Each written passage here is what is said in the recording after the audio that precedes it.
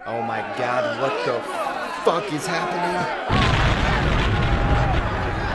Welcome back everybody to another Seraph of the End monthly manga discussion. This time we are going to be covering chapter 99, which was, well, something else. If you need a refresher on the last chapter, chapter 98, make sure to check out last month's video, and if you aren't caught up to this manga and are by chance watching this video, go read and quit watching, you loser. Chapter 99 begins with Shinoa suspended by chains somewhere in the demon realm, and for some reason we are struck yet again with confusing female character writing as Shinoa suddenly comes to a revelation that she loves Yurichiro. I know of course there was a bit of build up to Shinoa and Yu's relationship, but regardless this felt kind of out of place to me. It is revealed that Shinoa is in Shikami Doji's realm and she uses her love for Yurichiro to break out of her restraints. Shinoa's character makes a complete 360 out of nowhere as she makes many sarcastic remarks to Shikama Doji, telling him that he underestimated humanity. Shinoa stabs Shikama Doji through the chest, and we see Shikama Doji give Ashera orders to capture Makaila's soul before Gurren and the others get to him. If you remember, these same orders were featured in the last panel of chapter 98, so now we are seeing how Shinoa influenced Shikama Doji's choices.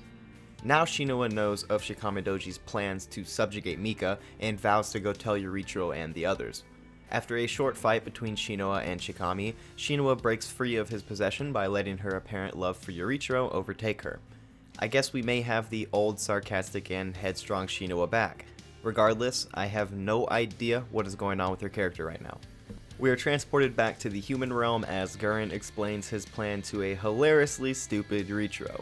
I understand the kid has been through a lot, but at this point his blind trust and lack of critical thinking is really getting in the way. Kamizuki, unlike Yurichiro, possesses brain cells and is hesitant to trust Gurren, considering Gurren just killed Mika and also murdered Kamizuki's sister. Real trustworthy guy, right? Yoichi, also possessing brain cells and a dead sister, pulls his bow on Gurren and questions him about his plan and why he has his sister's body. Yoichi threatens to kill Gurren, which I mean, wow, can we talk about character development? I love seeing this side of Yoichi. Cruel speaks up about how none of this matters if Shikama Doji is awakened, but is shushed by Maharu as Shinoa regains consciousness from her battle with Shikama Doji. Yurichiro rushes over to Shinoa and places his hand on her shoulder, in which someone looks jealous. Kamizuki, jumping to conclusions and full of distrust, yells at Shinoa demanding an answer. Shinoa reveals that everything is happening according to Shikama Doji's plan and that they are all his guinea pigs. But then Shinoa states that Gurren and Maharu have been planning for this moment all along. Gurren makes yet another baseless claim, saying he is going to save everyone, to which Kamizuki mentally loses it, unsure of who to trust. In the midst of Kamizuki's emotional outpour, Gurren reveals to everyone that he was the one who started the catastrophe. He tells everyone about how he brought his friends back to life selfishly and takes responsibility for everything that has happened.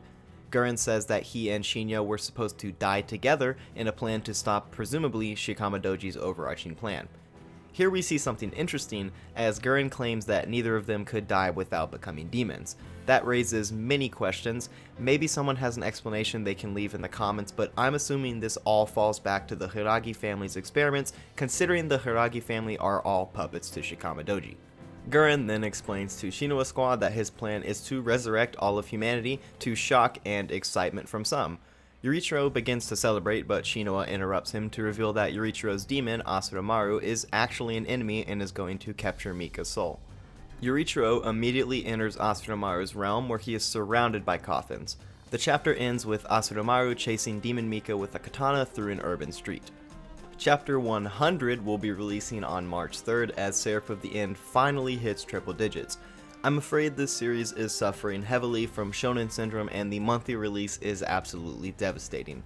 Yamamoto's art continues to impress, and I have to applaud how beautiful this manga looks every month, even though it becomes increasingly difficult to follow and understand the story. I love Seraph of the End and refuse to hop on the demoralizing train I see throughout the fanbase. Ultimately, Seraph of the End is a shonen and is going for the long run. We could easily see up to 300 or more chapters released, and as usual I will continue to follow it every month. While the slow release sucks for plot development and some of the writing is demoralizing to the characters, we have to understand as fans and readers that it will all come full circle eventually. Stay patient, stay fresh, stay vigilant, and don't trust Gurren Ichinose. I hope you guys enjoyed this video. Please remember to leave a like and maybe even subscribe, and I will see you guys next month with another Seraph of the End analysis. Sayonara.